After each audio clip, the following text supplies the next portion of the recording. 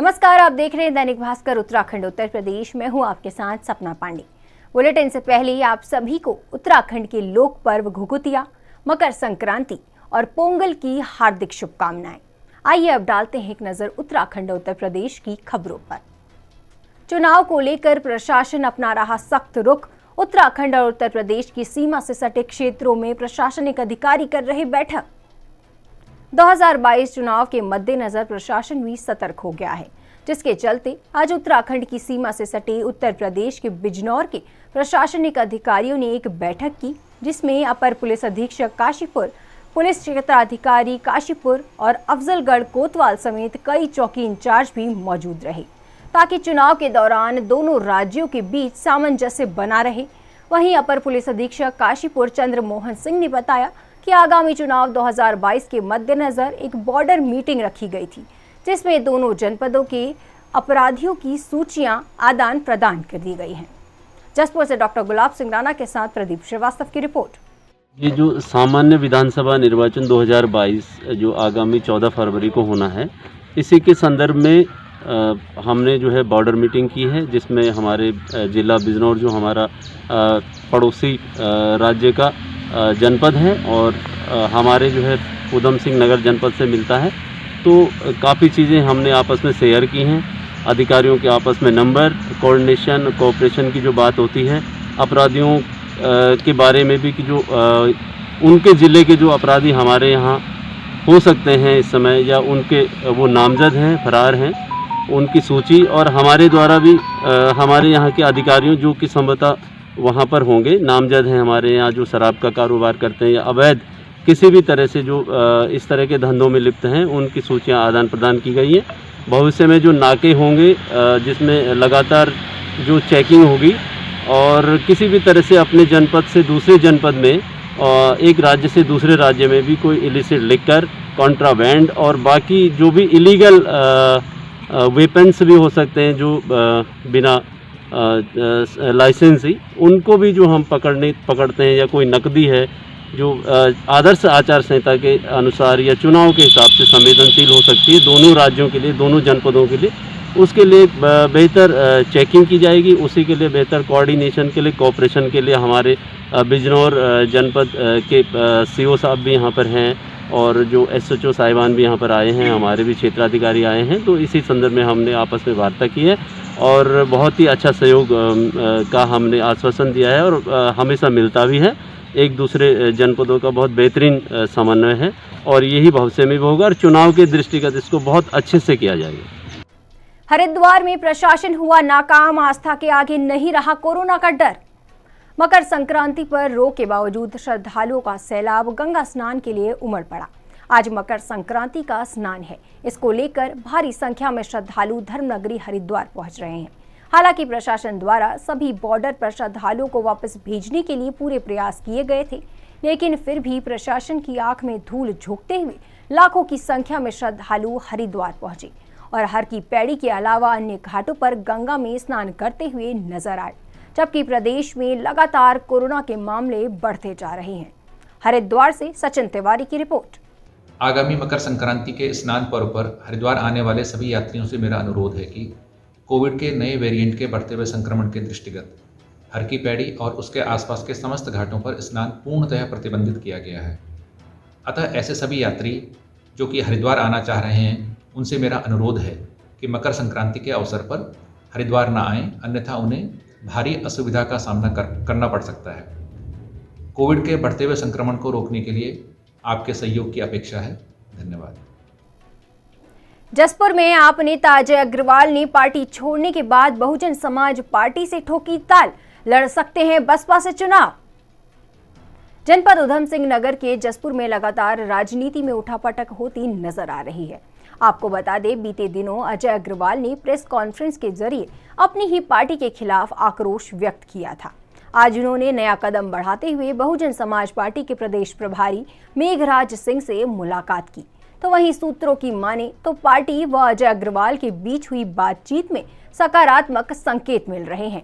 माना जा रहा है कि वह जसपुर से बसपा प्रत्याशी हो सकते हैं। जसपुर से डॉक्टर गुलाब सिंह राणा के साथ प्रदीप श्रीवास्तव की रिपोर्ट। करते हुए आज जसपुर विधानसभा जो बहुजन समाज पार्टी की हमेशा से बहुत मजबूत विधानसभा रही है और हमारा कैंडिडेट यहाँ से जब भी चुनाव हुआ है सेकंड पोजीशन पे 1000-2000 वोटों के अंतर से ही चुनाव हारा है। निश्चित तौर से यहाँ पर बहुजन समाज पार्टी के कार्यकर्ताओं का हौसला बहुत बुलंद है और आज हमारे बीच में तमाम कार्यकर्ताओं के समर्थन से, तमाम कार्यकर्ताओं की सिफारिश से श्री अजय अग्रवाल जी, जो पिछले दिनों पहले भारतीय जनता पार्टी फिर आम आदमी पार्टी को छोड़कर आज बहुजन समाज पार्टी में अपने तमाम समर्थकों के साथ में, क्योंकि आज यहाँ पर बहुत कम संख्या में ही कार्यकर्ताओं को बुलाया गया है, कोरोना की लाइन को दृष्टिगत रखते हुए ज़्यादा भीड़ इकट्ठी नहीं की गई है, इसलिए अग्रवाल जी अपने केवल गिने चुने साथियों को साथ लेकर यहाँ पर आए हैं, लेकिन भारी लोगों का जन समर्थन इनके साथ है। आज इनको जो है बहुजन समाज पार्टी में शामिल किया गया। सर, उत्तराखंड में कितनी सीटों? समाज पार्टी उत्तराखंड में सभी 70 सीटों पर चुनाव लड़ने की तैयारी कर रही है। सर, अब तक कितने प्रत्याशी घोषित? अब तक हमारे आज भी हमारी एक लिस्ट जारी होने वाली है, लगभग हमारे 35 प्रत्याशियों की घोषणा हो जाएगी। उनमें हमारे कार्यकर्ता पहले से ही लगे रहे हैं, बूथ लेवल तक हमने अपना संगठन मजबूत कर लिया है और हर विधानसभा के अंदर हमारे कार्यकर्ता चुनाव की तैयारी में हैं। जो आदमी चुनाव आयोग की जो है गाइडलाइन जारी की गई है कि इसकी तैयारी हम पहले से कर रहे थे यहाँ पर, इसलिए हमने अपने बूथ कमेटी को बहुत मजबूत किया है। हमारी बूथ कमेटी के लोग बगैर कोई भीड़ भाड़ किए हुए हर बूथ पर जाकर, हर घर जाकर, गांव में जाकर के वोट मांगने का काम कर रहे हैं।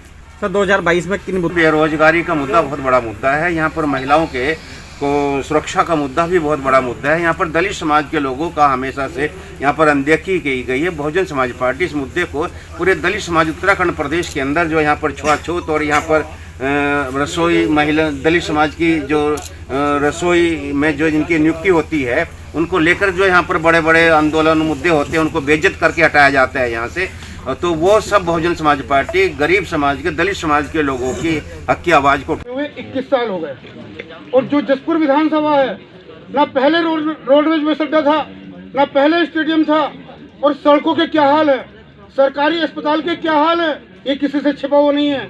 इन दोनों पार्टियों ने, कांग्रेस और भाजपा ने मिलकर इस उत्तराखंड को लूटने का काम किया है और छुआछूत का कार्य, तमाम छुआछूत, ये हिंदू, ये मुस्लिम, ये एससी, ये ओबीसी, अरे कब तक करोगे? इंसान होता है, कोई किसी की बिरादरी नहीं होती। पैदा होने का तरीका एक है, मरने का तरीका एक है। इन सब चीजों को लेकर और जो मेरे अंदर जुनून है, एक सेवा भाव, आज से नहीं 30 साल से, और मैं दिखाऊं कि उत्तराखंड में हाथी जो है वो अब प्लेन में नहीं पहाड़ में चढ़ेगा और ये कांग्रेस और बीजेपी देखते रह जाएंगे। अरविंद केजरीवाल आते हैं और झूठ बुलवाते हैं, आते हैं झुंझुना बजा जाते हैं, कभी 300 यूनिट बिजली, अरे तुम्हारी सीट खुलने नहीं, खाता खुलने दिया, और उत्तराखंड के अंदर आओ, उत्तराखंड की जनता को बेवकूफ बना जाओ, ऐसा नहीं बनेगा। झूठ बुलवाओ, 300 यूनिट बिजली फ्री, अरे भाई सरकार बनेगी 36 सीटों पर, तभी तो कुछ करोगे तुम। कभी बेरोजगारों को 5000 रुपये भत्ता, कभी महिलाओं को 1000 रुपये, जैसे वो दोनों झूठ बोलते ऐसे ये झूठ बोलना चालू कर दिया। तो अब मेरे सभी से निवेदन है पूरे उत्तराखंड में कि इन सबको भूल जाओ, और जो महिला आयोग किसने बनाया, भारत के अंदर महिला आयोग किसने बनाया? बहन मायावती जी ने बनाया। वो एक महिला ऐसे परिवार से उठकर और इस मुकाम पर पहुंची है, उन्हें पता है कि महिलाओं का क्या दर्द होता है, आम जनता का क्या दर्द होता है, गरीबों का क्या दर्द होता है, ये सब वो जानती है। और इसी के साथ मैं सभी लोगों से, पूरे उत्तराखंड के साथियों से कहता हूँ कि इस हाथी को इतनी तेजी से बढ़ाओ, पहाड़ों पे भगाओ कि ये सब चौपट होकर गिर जाए। और वो दिन दूर नहीं, 14 फरवरी, और बहन जी की नीतियों से सब जन हिताए, सब जन सुखाए, ये सारी नीतियां उनकी हैं। उन नीतियों से प्रभावित होकर कांग्रेस, भाजपा, ये आप साफ कुछ नहीं, सब साफ कर दो और बहुजन समाज पार्टी को पूर्ण बहुमत के साथ जिता दो। आप अपनी जीत के लिए कितने आश्वस्त हैं? बहुत बढ़िया। मेरी फाइट आप लोगों के हाथ में है। मेरा लक्ष्य खाली जीतना नहीं, 20,000 वोटों से ऊपर जीतने का लक्ष्य है। जीतना नहीं 20,000 वोटों से, और आप लोगों के हाथ में है कि कांग्रेस और भाजपा का दोनों का जमानत जब्त कर दो, क्योंकि जमानत बचती है 13,000 वोटों में, दोनों की जमानत बचने वाली नहीं है। और जनता का इन्होंने जितेंद्र नारायण त्यागी उर्फ वसीम रिजवी की गिरफ्तारी के विरोध में हरिद्वार में प्रदर्शन, यति नरसिंहानंद सहित कई महात्मा बैठे अनशन पर। धर्मनगरी हरिद्वार में जहां आज मकर संक्रांति के त्योहार पर श्रद्धालु आस्था की डुबकी लगा रहे हैं, तो वहीं हरिद्वार के सर्वानंद घाट पर जूना अखाड़ा के महामंडलेश्वर यति नरसिंहानंद गिरी सहित कई संत अन्न जल छोड़कर अनशन पर बैठे हैं। आपको बता दें कि कल नारसन बॉर्डर पर ही जितेंद्र नारायण त्यागी उर्फ वसीम रिजवी को पुलिस ने गिरफ्तार कर लिया था, जिसको देर शाम को कोर्ट में पेश किया गया, लेकिन कोर्ट से बेल न होने के कारण उन्हें जिला कारागार हरिद्वार भेज दिया गया था। उसी के विरोध में यति नरसिंहानंद गिरी सहित कई अन्य संत अनशन पर बैठे हैं। उनका कहना है कि जब तक जितेंद्र त्यागी को रिहा नहीं किया जाता, वह अन्न जल ग्रहण नहीं करेंगे, चाहे इसमें उनके प्राण ही क्यों न चले जाए। हरिद्वार से सचिन तिवारी की रिपोर्ट। नारायण सिंह त्यागी जी, उन्हें बहुत ही अन्यायपूर्ण तरीके से कल जेल भेजा गया है। मैं और मेरे साथी उसके विरोध में हम लोग जो है यहाँ अनशन पर बैठे हुए हैं। जब तक वो जेल से बाहर नहीं आएंगे तब तक मैं और स्वामी अमृतानंद जी महाराज तब तक जल भी ग्रहण नहीं करेंगे और यहीं बैठे रहेंगे। पास रखा हमारे साथियों ने, सारे संत हमारे साथ हैं। देखिए, मकर संक्रांति का समय है, त्योहार का दिन है, बहुत सारे लोगों की अपनी अपनी मजबूरियां हैं, लोग इधर उधर हैं, लेकिन सब आ जाएंगे। कुछ हमारे साथी बाहर गए हुए हैं, वो सब आ जाएंगे, सब आ जाएंगे। थोड़ी बहुत देर में आपको सब यहीं पे मिलने वाले हैं। कहीं भी कोई फूट नहीं है, कोई विरोधाभास नहीं है, हम सब साथ हैं। अभी किसी से हमने कोई बात नहीं करी। अगर किसी को हमारा समर्थन, देखिए ये युद्ध है सचिन भाई, ये युद्ध है।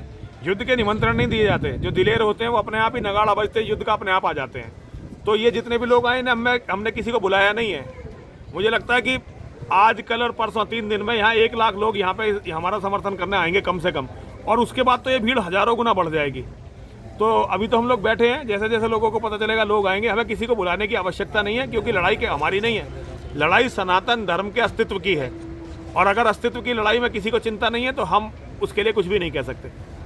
कोई ज़रूरत नहीं है उसकी, और प्रशासन अपना काम कर रहा है। उन्होंने अपनी ताकत दिखा दी है, अपनी गुंडा ताकत दिखा दी है। जितेंद्र नारायण सिंह त्यागी को लोकतंत्र को कुचलते हुए उन्होंने जो जेल भेजा, उन्होंने अपनी गुंडा ताकत दिखा दी है। तो उन ऐसे गुंडों पर हमारे मरने का या किसी भी चीज़ का क्या फ़र्क पड़ने वाला है? तो आप हमें मरने दीजिए, कोई फ़र्क नहीं पड़ता। बुलेटिन में आज के लिए बस इतना ही। जाने से पहले एक संदेश, कोरोना संक्रमण अभी खत्म नहीं हुआ है, तो इससे बचे रहने के लिए समय पर वैक्सीन लगवाएं, मास्क पहनें, सामाजिक दूरी का ध्यान रखें और बाकी खबरों के लिए देखते रहिए दैनिक भास्कर उत्तराखंड उत्तर प्रदेश।